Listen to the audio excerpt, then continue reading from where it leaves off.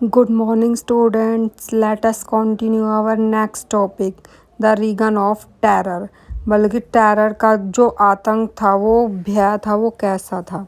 The period from 1793 to 1794 is refer to as the reign of terror, जिसको क्या बोला जाता है? टेरर, भय का रेफ़र किया गया था कि भय का पीरियड था 1793 से लेके 1794 तक। Robespierre followed a policy of severe control and punishment. जो पियरे था, उसने एक पॉलिसी अपनाई, वो कंट्रोल किया और पनिशमेंट की। ऑल दोज होम ही साया being enemies of the Republic. सभी ने उसको किस तरह से देखा कि वो क्या है, जो गणतंत्र राष्ट्र है हमारी, उसकी क्या है, शत्रु है। जो एक्स नोबल्स और क्लर्जी थे, members of other political parties, even members of his own party who did not agree with his method. बल्कि जो नोबल्स थे, क्लर्जी थे, जो पॉलिटिकल पार्टीज़ के मेंबर्स थे, वो एग्री ही नहीं थे उसके इस मेथड से, were arrested, imprison and then tried by a revolutionary tribunal. अब उसको अरेस्ट किया गया और उसको जेल में डाला गया। बल्कि अरेस्ट करना, जेल में डालना और ट्राई करना रिवोल्यूशनरी ट्रिब्यूनल मतलब कि न्याय, क्रांतिकारी न्याय को। If the court found them guilty, इसके अंदर क्या होता था, जो रॉबेस्पियरे लेके आया कि अरेस्ट किया जाता था, उनको जेल में डाल दिया जाता था और ट्राई किया जाता था रिवोल्यूशनरी ट्रिब्यूनल के लिए, मतलब कि क्रांतिकारी न्याय के लिए। अगर उसको कोर्ट में गिल्टी पाया जाता था, देवर ग्लोटन का मतलब होता है एक डिवाइस है कंसिस्टिंग ऑफ टू उसके दो पोल्स बने होते हैं और उनके ऊपर ब्लेड लगा होता है, with which a person is beheaded, जिसे मौत की सज़ा सुनाई जाती है। लाइक दिस, ये आपको दिखाई दे रहा है, इसमें सर्कल बना हुआ है, उसमें इसका हेड रख दिया जाता है और दोनों पोल से उसको बांध दिया जाता है। ऊपर से ये जो कटर लगा हुआ है, इसको गिराया जाता है और उसको मौत की सज़ा सुनाई जाती है। It was named after doctor Guillotin who invented it, और इसका जो नाम दिया गया था डॉक्टर गुलोटिन के नाम पर दिया गया था, क्योंकि इसी ने इसको इन्वेंट किया था। Robespierre government issued laws placing a maximum ceiling on wages and prices. Robespierre ने, गवर्नमेंट ने जो इशू किए थे, लॉ इशू किए थे, वो क्या थे? मैक्सिमम, अधिकतम सीमा तय की थी वेजेस की और प्राइजेस की। Meat and bread were ration, meat को और ब्रेड को राशन में रखा गया था। Peasants were force to transport their grain to the cities, जो पीजेंट को फोर्स किया गया कि वो अपना जो ग्रेन है, अनाज है, वो शहरों में बेचेंगे। Fixed prices fixed by the government, और जो प्राइजेज गवर्नमेंट ने फिक्स किए हैं।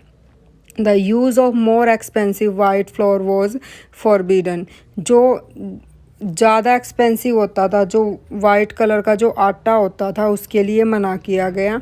All citizens were required to eat the pain d'egalite, मतलब कि वो क्या करेंगे? इक्वालिटी ब्रेड, मतलब कि जितने भी सिटीजन हैं सभी क्या करेंगे? समानता की रोटी खाएंगे। A loaf made of whole wheat, जो टुकड़ा बना होगा वो किससे बना होगा? पूरा का पूरा अनाज से बना होगा। Equality was the sought to be practice through form of speech and address.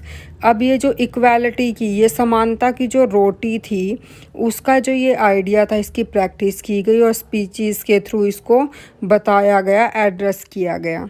Instead of the traditional मॉन्जूर मतलब कि ये फ्रेंच की लैंग्वेज थी, जिसमें हम सर बोलते हैं, and madam. All French man women were henceforth citoyen, जितने भी फ्रेंच के आदमी और औरतें थी, उनको सिटियन एंड सिटियने, सिटीज़न का नाम दिया गया।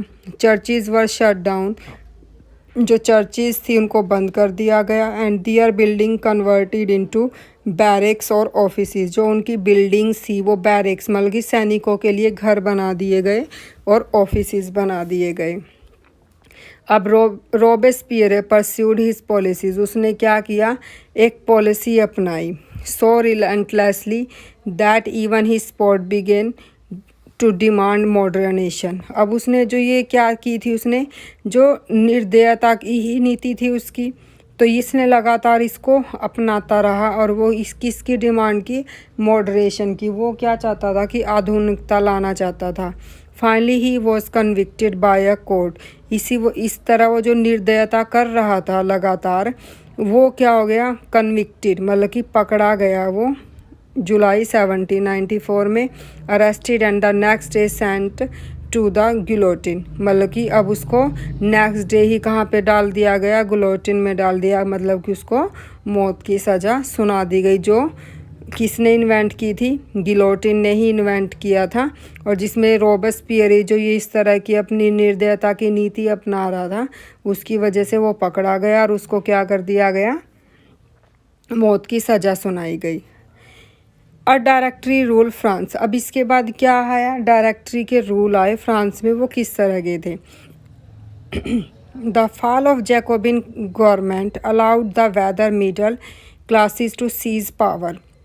जो जैकोबिन क्लब थे वो गिर गए थे, तो गवर्नमेंट ने अलाउ किया जो वेल्दियर मिडल क्लास हैं उनकी पावर को सीज कर दिया गया। अ न्यू कॉन्स्टिट्यूशन वो नया कॉन्स्टिट्यूशन इंट्रोड्यूस किया गया, विच डिनाइड द वोट, जिसमें डिनाइड इनकार किया गया vote to non propertied section of the society. मतलब कि जिनके पास प्रॉपर्टी नहीं है वो वोट नहीं डाल सकते। It provided for 2 elected legislative council.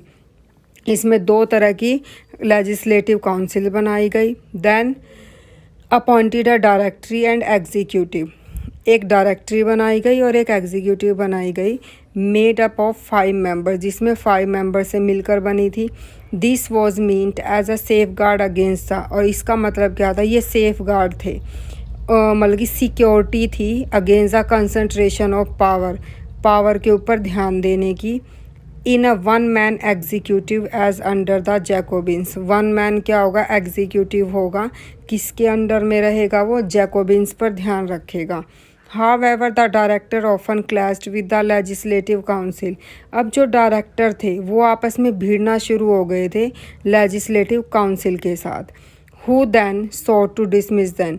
जो भी जिसने भी जो कुछ मांगा उससे क्या कर दिया गया, इनकार कर दिया गया। The political instability. अब पॉलिटिकल इंस्टेबिलिटी थी क्योंकि कोई भी किसी की बात नहीं मान रहा था, अस्थिरता आ गई थी। Of the directory paved. Directory ने क्या किया, पक्का, the way for the rise of a military dictator. मतलब कि एक पक्का रास्ता तैयार कर दिया कि ताकि क्या आ सके, मिलिट्री डिक्टेटर आ सके। और जो मिलिट्री डिक्टेटर कौन था, नेपोलियन बोनापार्ट था। दो all these changes in the form of government. जो इस तरह के चेंजेस हुए गवर्नमेंट के अंदर, the idols of freedom, of equality before the law and the fraternity. Fraternity का मतलब है भाईचारा। Remained inspiring idols that motivated political movement. ये सारे के सारे इंस्पायरिंग आइडल रहे और इसको मोटिवेट किया गया पॉलिटिकल मूवमेंट के थ्रू इन फ्रांस में and the rest of the Europe during the following century. और पूरे के पूरे यूरोप में इस सेंचुरी के अंदर। जो नेक्स्ट टॉपिक है हमारा वो वुमेन का रोल पढ़ेंगे, फ्रेंच रिवॉल्यूशन में क्या था वो हम कल कंटिन्यू करेंगे।